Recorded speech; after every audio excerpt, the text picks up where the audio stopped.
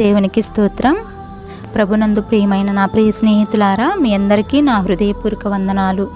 ఈరోజు దేవుని సేవలో చిన్నపిల్లలు మరి వారిని ఆటంకపరచవద్దని మరి దేవుడు యేసు ప్రభు వారే స్వయంగా చెప్తున్నారన్నమాట. ఈరోజు ఈ వాక్య ధ్యానం కోసం చిన్న ప్రార్థన చేసుకుందాము. మహాగణుడును మహోన్నతుడును పరిశుద్ధుడు అయిన తండ్రి, నీకు వందనాలు ప్రభువా. ఈ యొక్క మధ్యాహ్న కాల సమయంలో ఈ యొక్క చిన్న బిడ్డల గురించి మాట్లాడటకు నాకు నీ కృపను జ్ఞానమును అనుగ్రహించండి. పరిశుద్ధాత్మ సహాయంతో నాయన మీరు మాకు సహాయం చేయమని వేడుకుంటున్నాను. వినుచున్న వారికి దీవెనకరంగా చేయమని మా ప్రభును ప్రియరక్షకుడైన యేసయ్య నామమున ప్రార్థించి పొంది ఉన్నాను నా పరలోకపు తండ్రి, ఆమేన్. యేసు ప్రభువారు మరి యూదియా ప్రాంతములకు మరి యోర్దాను అద్దరికి వచ్చారనమాట. వచ్చినప్పుడు మరి జనసమూహములు ఆయన యుద్ధకు కూడి వచ్చి ఉండడం వలన ఆయన వాడుక చొప్పున మరలా బోధిస్తూ ఉన్నారనమాట. ఆ సమయంలో మరి కొందరు మరి చిన్న బిడ్డలను తీసుకుని వచ్చి మరి ఆయన ముట్టవలనని మరి కొందరు మరి తీసుకుని వచ్చి అక్కడ మరి ఉంటారనమాట. అప్పుడు మరి శిష్యులైతే మరి యేసు ప్రభు వారి దగ్గరికి ఆ యొక్క చిన్న బిడ్డలని వెళ్ళనివ్వరన్నమాట. వెళ్ళనివ్వనప్పుడు మరి యేసు ప్రభు వారు అది చూసి మరి కోపపడి మరి మార్కు సువార్త 10వ అధ్యాయము 14వ వచనంలో మరి చూసినట్లయితే మరి యేసు ప్రభు వారు అది చూచి కోపపడి, చిన్న బిడ్డలను నా యుద్ధకు రానుడి, వారిని ఆటంకపరచవద్దు, పరలోక రాజ్యము ఇలాంటి వారిదే అని మరి యేసు ప్రభు వారు చెప్తున్నారనమాట.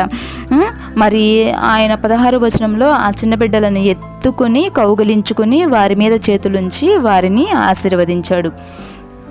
దేవుడు యేసు ప్రభు వారు మరి చిన్న బిడ్డలకి మరి చాలా ప్రాధాన్యత ఇస్తున్నాడు అనమాట. ఎందుకంటే పరలోక రాజ్యం కూడా ఇలాంటి వారిదే, వీరిని ఆటంకపరచవద్దు అని కూడా యేసు ప్రభు వారు చెప్తున్నారనమాట. మరి చూసినట్లయితే మరి చిన్న బిడ్డలకి ఎందుకు అంత మరి దేవుడు మరి ప్రాముఖ్యత చూపిస్తున్నాడంటే, ఈరోజు చిన్న బిడ్డలే రేపటి మరి పౌరులు అనమాట. అయితే ఈరోజు చిన్న బిడ్డలలో మనము వారికి శ్రేష్టమైన విత్తనాలు మరి మనము నాటినప్పుడు ఆ యొక్క శ్రేష్టమైన విత్తనాలు మరి ఫలించి మొక్కలయ్యి మరి వారే రేపు మరి బలమైన పరిచర్యకు బలమైన సాధనాలుగా వాడబడటకు మరి దేవుడు ఆ యొక్క చిన్న బిడ్డలని ఆ యొక్క చిన్న ప్రాయంలోనే ఆ యొక్క చిన్న బిడ్డల మనసులో మరి దేవుని విత్తనాలు వేయాలని మరి దేవుని వాక్యము సెలవిస్తుంది. మరి ఈ యొక్క చిన్నపిల్లలు మరి బైబిల్ గ్రంథంలో మరి దేవుని పరిచర్య చేసిన చిన్న బిడ్డలను మరి మనము చూద్దాము. కొందరు చిన్న బిడ్డలని మరి మనము చూద్దాము. అపోస్తుల కార్యములు మరి 12వ అధ్యాయము మరి 12వ వచనంలో చూసినట్లయితే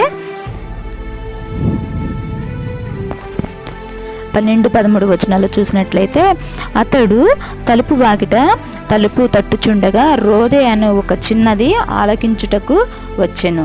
ఇక్కడ రోదే అను ఒక చిన్నది మరి అసలు ఇక్కడ ఏం చేస్తుందంటే మరి సంఘంలో కూడి ఉండి మరి తలుపు వాకిట ఉండి మరి బయట ఉన్న స్వరాన్ని ఆలకిస్తుందన్నమాట. ఆ స్వరం ఎవరిదంటే మరి పేతురు గారిది. మరి పేతురు గారిని మరి ఆయనను బంధించి చెరసాల్లో వేసినప్పుడు మరి సంఘం అయితే అత్యాశక్తితో ప్రార్థన చేస్తున్నారనమాట. సంఘం అత్యాశక్తితో ప్రార్థన చేస్తున్నారు. ఏమనంటే పేతురు గారు చెరసాల నుండి విడుదల కావాలని ప్రార్థన చేస్తున్నారు. విడుదల కావాలని ప్రార్థన అయితే చేస్తున్నారు, కానీ పేతురు గారు మరి ఆ యొక్క చెరసాలలో నుండి మరి దేవదూతుల ద్వారా విడిపింపబడి వచ్చి మరి తలుపు దగ్గర ఉండి కేకలేస్తుంటే ఆయన స్వరమును వినలేని స్థితిలో ఉన్నారు. అయితే ఎలాగంటే ఈ యొక్క ప్రార్థన యొక్క సారాంశము, ప్రార్థన అయితే చేస్తున్నారు కానీ దేవుడు ప్రార్థన ఆలకించి పేతురు గారిని విడిపిస్తారని వారు నమ్మడం లేదనమాట. అయితే మరి బయట పేతురు గారు ఉన్నాడని మరి పేతురు గారు స్వరము వినపడుతుందని పేతురు గారు తలుపు దగ్గర ఉండి తలుపు తట్టుచున్నాడని ఆ యొక్క చిన్నది చెప్పినప్పుడు వారు ఆ చిన్నదాన్ని వారు గద్దిస్తారనమాట. ఎందుకంటే పేతురు గారు చెరసాల్లో ఉన్నారని. కానీ వారు అయితే నమ్మలేదు. కానీ ఈ చిన్నది మరి నమ్ముతుందనమాట. విశ్వాసంతో నమ్మి ప్రార్థన చేసి విశ్వాసంతో మరి తలుపు తొడుతుంది మరి పేతురు గారే అని బలంగా నమ్మి మరి సంఘానికి చెప్తుందనమాట. దృఢమైన విశ్వాసం అని చెప్తారనమాట. మరి అపోస్తుల కార్యములు మరి 12 మరి 13లో చూసినట్లయితే ఆ చిన్నదాన్ని అక్కడ ఉన్న వాళ్ళందరూ పిచ్చిదానివని అంటారనమాట. మరి అప్పుడు ఆ చిన్నది దృఢంగా చెప్పినప్పుడు అప్పుడు దోత అండ్రి అని అంటారనమాట. మరి ఆ యొక్క చిన్నది అంతగా మరి విశ్వాసంలో బలము పొంది మరి ఆ ప్రార్థన చేయటమే కాక దేవుడు కార్యాన్ని చేస్తాడని కూడా మరి ఆ యొక్క చిన్నది నమ్మిందనమాట. ఈ రోజుల్లో మరి మనము కూడా మరి ప్రార్థన చేయడం మాత్రమే కాక దేవుడు కార్యాన్ని చేసి విడిపిస్తాడని మనము కూడా నమ్మవలసిన వారము ఎంతైనా ఉన్నాము. ఈ చిన్నది మరి ప్రార్థన చేసి విశ్వాసంతో నమ్మిందనమాట. ఇక్కడ దేవుని యొక్క పరిచర్యలో మరి ఈ యొక్క చిన్నది కనిపిస్తుంది. అదేవిధంగా 2వ రాజుల గ్రంథం 5వ అధ్యాయము మరి 2వ వచనంలో చూసినట్లయితే 2-3 వచనాల్లో మరి ఇక్కడ ఒక చిన్నది కనపడుతుంది అనమాట. ఆ యొక్క చిన్నది ఇశ్రాయేలు చిన్నది.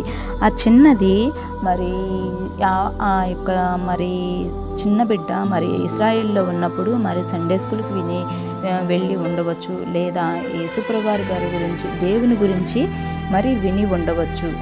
అక్కడ ఎలీషా గారు ఉన్నారు, ఎలీషా గారి మరి గురించి కూడా విని ఉండవచ్చు. అయితే ఆ చిన్నది విని నయమాను కుష్ఠరోగంతో బాధపడుచున్నప్పుడు మరి శత్రువు అయినప్పటికీ కూడా శత్రువు క్షేమాన్ని కూడా ఈ యొక్క చిన్నది కోరుకుని మరి ఎలీషా గారి గురించి చెప్తుందనమాట.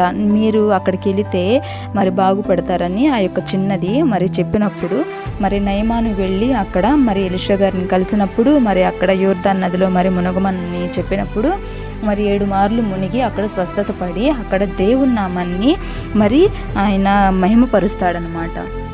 2వ రాజుల గ్రంథం 5వ అధ్యాయం మరి చూసినట్లయితే 15వ వచనంలో మరి అప్పుడు అతడు తన పనివారంతో కూడా దైవజనుని దగ్గరకు తిరిగి వచ్చి అతని ముందర నిలిచి, చిత్తగించుము, ఇశ్రాయేలులోనున్న దేవుడు తప్ప లోకమంతటి ఎందున్న మరి ఏ దేవుడును లేడని నేను ఎరుగుదును అని నయమాను చెప్తున్నాడనమాట. సాక్ష్యం ఇస్తున్నాడనమాట.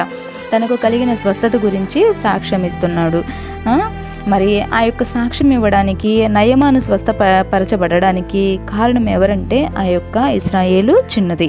ఆ యొక్క చిన్నది మరి దేవుని పరిచర్లో వాడబడుతుందన్నమాట.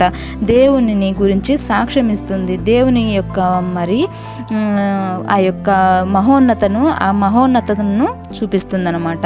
కేవలము ఆ యొక్క చిన్నది చెప్పకపోతే మరి అతను మారేవాడు కాదు, అతను స్వస్థపడేవాడు కాదు, అతను సాక్ష్యం ఇచ్చేవాడు కాదు. ఈ యొక్క చిన్న బిడ్డ మరి దేవుని యొక్క పరిచర్యలో వాడబడింది. మరి అదే విధంగా మరి చూసినట్లయితే మరి మార్కు సువార్త 6వ అధ్యాయము మరి చూసినట్లయితే 30వ వచనంలో నుండి చూసినట్లయితే మరి 44 వచనాల వరకే మరి ఇక్కడ కనిపిస్తుంది అనమాట. అక్కడ మరి యేసు ప్రభువారు మరి బోధిస్తున్నప్పుడు మరి అక్కడ మరి చీకటి అయ్యిందాక మరి ఆయన బోధించినప్పుడు మరి వారి మీద యేసు ప్రభువారు కనికరపడి మరి వారు ఏ విధంగా మరి ఆకలితో వెళ్ళుదురని వారికి మరి ఆహారం పెట్టాలని ఆ దేవుడు అనుకున్నప్పుడు మరి వారి దగ్గర ఏమీ లేనప్పుడు ఒక చిన్న పిల్లవాని దగ్గర మరి 2 చేపలను 5 రొట్టెలు ఉన్నాయన్నమాట. ఆ యొక్క చిన్న చేపలను 5 రొట్టెలను యేసు ప్రభువారు మరి ఆకాశం వైపు ఎత్తి మరి వాటిని ఆశీర్వదించి మరి రొట్టెను విరిచి మరి వడ్డించుటకు మరి శిష్యులకు ఇచ్చినప్పుడు మరి ఆ యొక్క 2 చిన్న చేపలను 5 రొట్టెలను మరి అక్కడ పురుషులు కేవలము పురుషులే 5,000 మంది పురుషులు మరి తినగా మరి 12 గంపలు రొట్టెలు ఎత్తారనమాట. మరి స్త్రీలు మరి చిన్న బిడ్డలు మరి వారి సంఖ్య ఎంత ఉండవచ్చు మరి. అయితే ఈ యొక్క మరి పరిచర్యకు ఒక చిన్నవాని దగ్గర మరి 2 చిన్న చేపలు 5 రొట్టెలు ఆ యొక్క వారి భోజనమునకు ఆ యొక్క చిన్న పిల్లవాడు మరి పరిచర్యలో మరి ఆయన సేవలో మరి వాడబడుతున్నాడు అనమాట. బైబిల్లో ఇదే విధంగా మరి చిన్నపిల్లలు మరి దేవుని సేవలో కేవలము మరి యవనస్తులు మరి వృద్ధులే కాదు మరి చిన్నపిల్లలు కూడా స్త్రీలు పురుషులే కాదు చిన్నపిల్లలు కూడా దేవుని యొక్క పరిచర్యలో మరి వాడబడడం మనము చూస్తున్నాం అన్నమాట. అయితే ఈ యొక్క మరి మాటలు వింటున్న నా ప్రియ స్నేహితులారా, మరి దేవుని పరిచర్యలో చిన్నపిల్లలు కూడా ఆయన వాడుకుంటాడు. అందుకే వారిని ఆటంకపరచవద్దని అంటున్నాడు. పరలోక రాజ్యము ఇలాంటి వారిదే అని అంటున్నాడు. చిన్నపిల్లల్ని మనము కించపరచవద్దు అని దేవుని వాక్యము సెలవిస్తుందన్నమాట. అయితే మరి ఈ యొక్క మధ్యాహ్న కాల సమయంలో వారిని మనం ఆటంకపరిచే వారముగా ఉండవద్దు.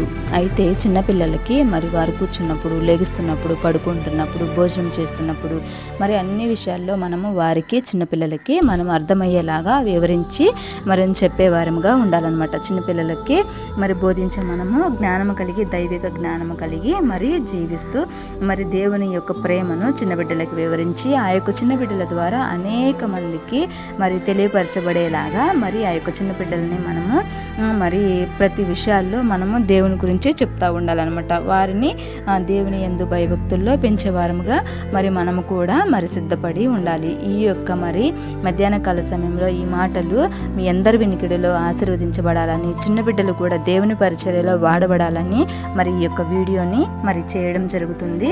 ఈ యొక్క పరిచర్య కొరకు మీ యొక్క ప్రార్థనా సహకారాలు అందించండి. పరిచర్యలో కనీసం ఒక్కరైనా సరే దేవుని యొక్క మాటలు వారికి అందించబడాలని, ఒక్కరైనా సరే దేవుని సన్నిధికి నడిపించబడాలన్న ఒక ప్రయాసతో ఈ యొక్క పరిచర్యను ప్రారంభించడం జరిగింది. మీ యొక్క ప్రార్థనా సహకారము నాకు ఎల్లప్పుడూ అందించవలసిందిగా ఈ చిన్న మాటలు ముగిస్తున్నాను.